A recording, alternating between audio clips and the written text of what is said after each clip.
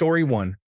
I went outside around 9 in the evening one night in the dark to walk home from my neighbor's house. I saw a huge black jungle cat about 20 feet away from me, so I hustled inside. I found out the next day in the newspaper that the circus in town had a black panther escape the night before. Edit 1. I was about 9 to 10 years old, and my neighbor was my grandmother. The black jungle cat was in a hedgerow or woodline about 20 feet away. I had nightmares and dreams about it for years because of how scared I was. My parents didn't believe me when I told them until they saw it in the newspaper. I was scared to go outside at night for years afterward. Story 2. So, this one is not violent or action-packed, just surreal. Back in the day, I had relatives who owned a funeral home. One weekend, we were in town visiting other family members, and Dad gets up in the morning and says to me, "Let's go over to the funeral home and wash the car." They had a large garage attached for the hearses, cleaning them and so on. So we get to the funeral home, my relatives are already there, open the garage doors and get ready to clean the car. That's when I notice the stretcher in the corner.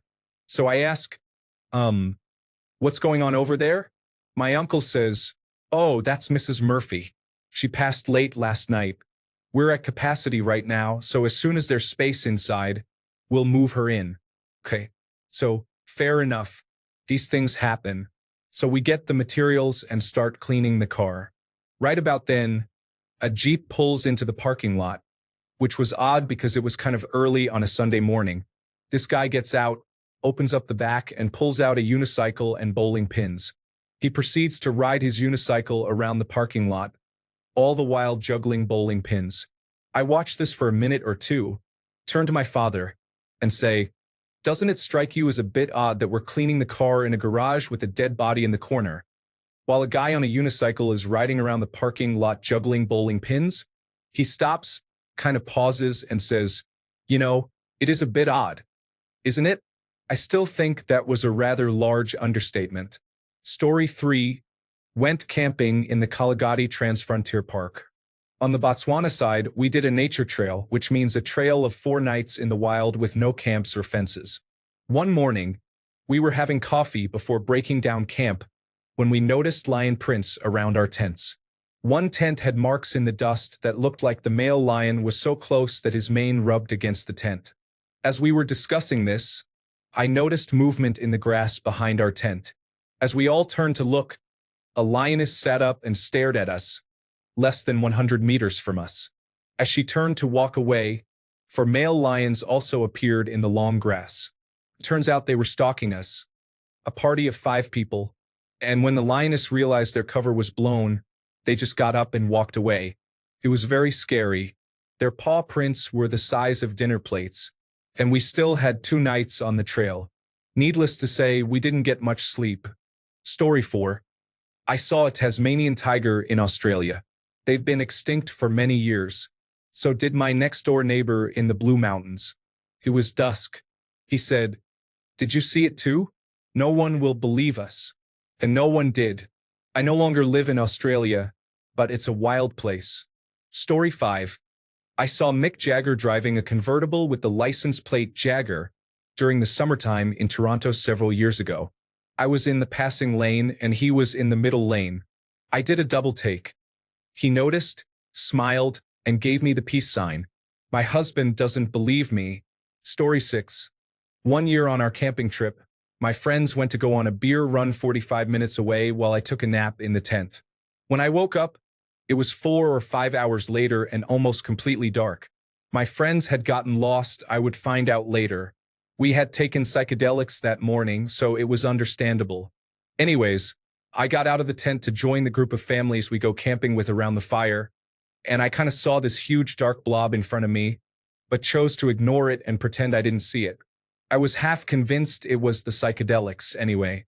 I took a few steps and then heard a thud, and the ground shook a bit, so clearly the blob was real, alive, and absolutely massive.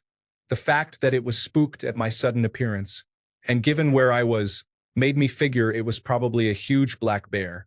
At this point, the best thing I could think to do, apparently, was to continue to pretend it was not there. So I went over to the fire and just stood there, keeping an eye on it. It then started to move closer to the fire, where there were about 30 people of all ages. No one saw the bear. It kept moving closer. So eventually I just said, hey everyone, unfortunately, there is a bear right over there. No one believed me for about 5 seconds. Then I was just like, it's literally right there. And pandemonium ensued. Parents were screaming, banging pots and pans. Chaos. The bear ran away almost immediately. But yeah, it was very large. My friends got back, and they also didn't believe me until everyone else corroborated my story. Story 7. I stroked a bird when I was a kid, about 6 or so, and it fluffed into my hand for a minute, and it's the most Disney princess-like thing that ever happened to me. We were on holiday in some camp, and it hopped onto a miniature rose bush. I went up, and we just hung out and vibed for a solid minute or so with the pets. My mom was the only one who saw it, but no one ever believed her either. Story 8.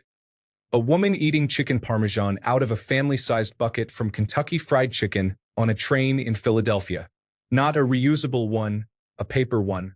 So, I have to assume it had chicken in it that day. Story 9. My first job was as a nursing assistant in a very expensive nursing home. Most of the residents were wealthy. There was a lady there who was stick-thin and only lay in bed or sat in the chair. She did not do anything on her own. She was unable to speak and would only cry when I read her mail to her. It is worth noting that she had the most amazing collection of the prettiest nightgowns I have ever seen.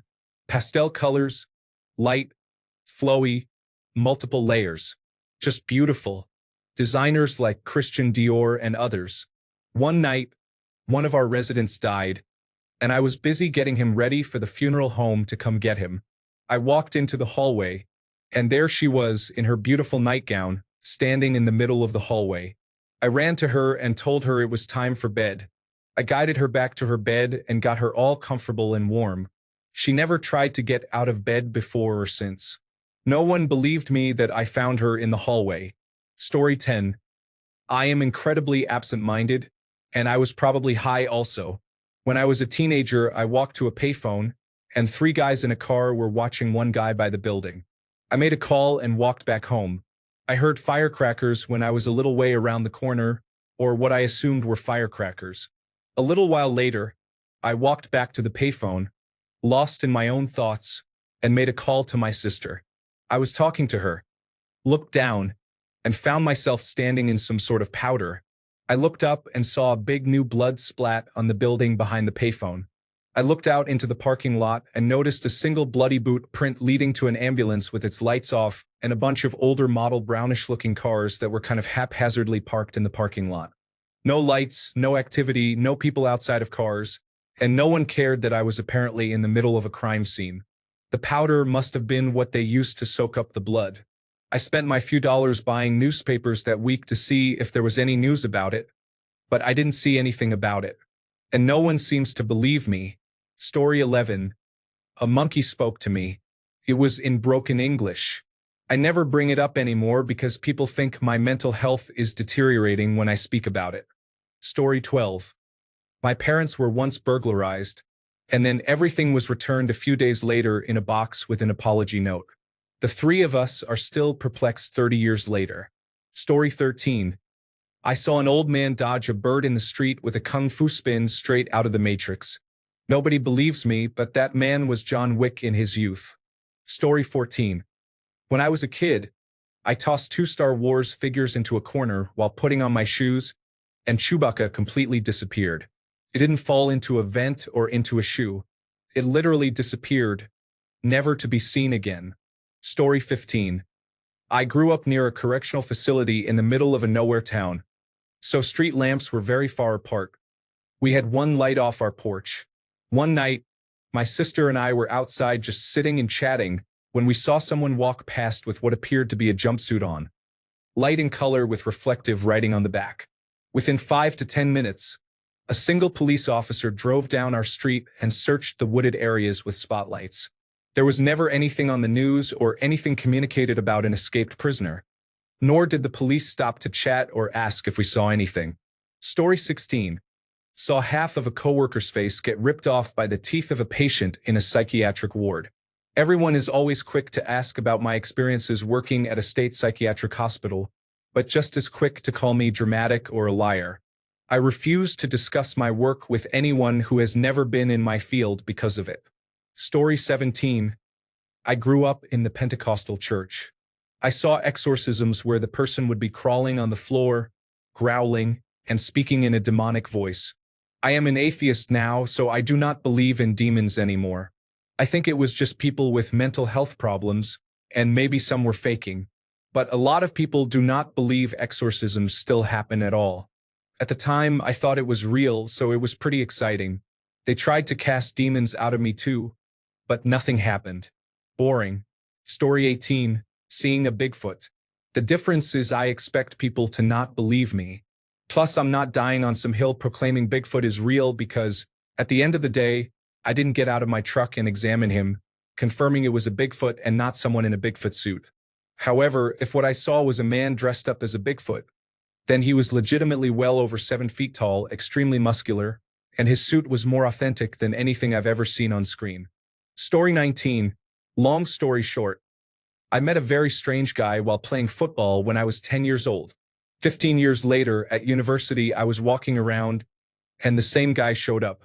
I recognized him immediately, but he didn't seem to recognize me. 2 days later, I traveled to another city with my girlfriend. We were walking around in a park, and I saw 2 men kissing. One of them was the weird guy. 3 days later, my vacation started, and I traveled with my family to a city on the beach, thousands of kilometers away. At night, my cousin took me to a club. We started dancing, and at some point, I went out to grab some air. As I was going out the door, the same guy was walking in. Our eyes met for a moment. Again, he didn't recognize me. I called my girlfriend, and she thought I was going crazy. I never saw him again after that. Story 20. I saw a person get shot and killed for spraying a girl with a water gun. I got robbed by Pooh Man, a Bay Area rapper who had a feature in the movie Menace to Society, while working at the register at Walgreens on Gilman Avenue in Berkeley. Story 21. When I was in high school, I was in an early college program that meant I also had the chance to take college classes as well. One day, I was just killing time in between classes at the library. This stranger, a college girl I'd never met or talked to before, just approached me out of nowhere and sat on my lap. Me, being a virgin teenage male, didn't know what to say or how to react, but I wasn't pushing her away. We ended up kissing and groping, and it's wild because we were in a public library that just wasn't busy. I think we were the only people in there. Then, out of nowhere, she just got up and told me to follow her to her car. I was both excited and spooked, but oddly when I got outside and saw her, she acted like nothing had happened and just ignored me. I honestly thought I dreamed this, but I distinctly remember being on the computer buying Minecraft for Xbox while I was on the internet at the library that day, and looking back, the dates line up. It wasn't the first time I kissed a girl, but it was the first time I felt a girl up as much as I wanted to. I felt obligated to tell my friends because we sit at those computers all the time, but they didn't believe me. Story 22. My friend and I were driving down to Atlantic City for the weekend on the New Jersey Parkway. I was in the passenger seat. A beat-up old pickup truck pulled onto the highway next to us. I looked out my window at the driver of the truck, and it was Mickey Rourke. I turned to my friend and said, "Is that Mickey Rourke?" He turned and looked out my window and confirmed that he also saw Mickey Rourke. Mickey Rourke then nodded at us and drove away, never to be seen by our mortal eyes again. Story 23. I had a crush on a coworker. I finally got brave and mentioned how much I liked her. Turns out she was into me too. We made plans for the following evening, and I went home feeling pretty happy. That night I dreamed that I was driving to her house, and it was so very vivid. The next day I picked her up from work, and she wanted to go to her house to change and get ready. I told her I had dreamed about it, and she asked me to describe it. I did, and she was staring at me like I had grown a second head. Turns out I had just described the route to her house along with landmarks, stands of trees, a railroad bridge, a fork in the road, including the layout of the interior of the house where the driveway was and the row of 5 huge cedars along the road out front. I had never been there, and had never even driven down that road that I'm aware of before she directed me there. To this day, I have no explanation for it. To be clear, it wasn't exactly like the dream in reality, but it was close enough to be startling. I wish I had dreamed about how irredeemably awful the next 2 years would be because of her instead. Story 24. I was stocking the shelves at a big box hardware store when something fell on my back. I turned, and a monkey crawled from my back around to my face and started trying to pull my facial piercings out. A minute or so later, a woman came around the corner, apologized, and began trying to pry him off me. Story 25. This is just one out of many. When I was younger, my mom was switching our rooms. So my mom's closet was full of furniture. My cousin had come over and we were playing around. I saw a girl with a ponytail run into my parents' room, so I thought she was hiding from me. I went into my mom's room and heard moving and laughing in the closet. I thought my cousin was hiding in there and told her I wasn't going to bother looking for her, so I walked out. Also, I was shocked she was even able to hide in the closet because of all the furniture in there. Anyways, I decided to go downstairs because I didn't feel like playing and saw her in the backyard tossing a ball with my little sister. I had to sit down and process it for a bit because I thought I was actually going crazy,